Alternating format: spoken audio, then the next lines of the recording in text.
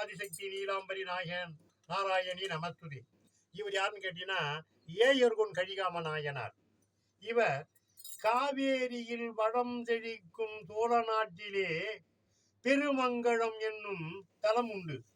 இங்கு உள்ள ஏயர் குலத்திலே சோழருடைய படை தலைவனாக பெருமை பெற்ற ஏயர்கோன் கழிகாம நாயனார். இவர் சிவன் மீது அளவில்லா அன்புடையவர்.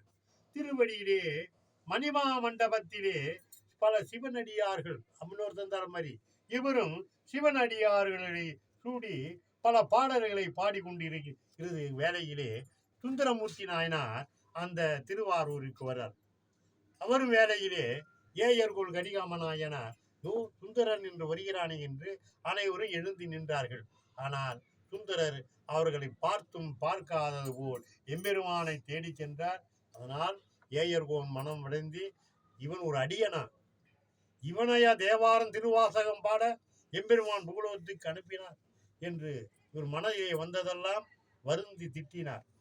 இறைவன் பார்த்தார், இவருக்கு சூழ நோயை தந்து சுந்தரரை வந்தால்தான் உன் நோய் தீர்க்கும் என்று கட்டளையிட்டார். கனவிலே வந்து சுந்தரர் வந்து இவருடைய சூழ நோயை தீர்க்க வரும்போது இவன் கையால் நமக்கு இந்த சூழ நோய் தீர வேண்டாம் என்று தன் உடைவாளை எடுத்து தன் வயிற்றிலே குத்தி கொள்ள சுந்தரர் இந்த நிகரை கண்டு என் அடியனு இந்த நிகர் வந்ததா சுந்தரம் அந்த கத்தியை எடுத்துக்கொள்ளும் போது இருவரும் இறைவன் வந்து இருவருக்கும் காட்சி தந்தார். இருவரும் நண்பராகிய அப்பேற்பட்ட ஒரு வல்லமையுடைய பெருமானுடைய தோற்றத்திலே ஏயர்கோன் கழிகாமனுடைய சிறப்பை இந்த பிடிபி சேனலிலே சொல்லி மகிழ்கிறோம். ஓம் ஆதிசக்தி நீலாம்பரி நாராயணி நமஸ்துதி. லைக் பண்ணுங்க, ஷேர் பண்ணுங்க.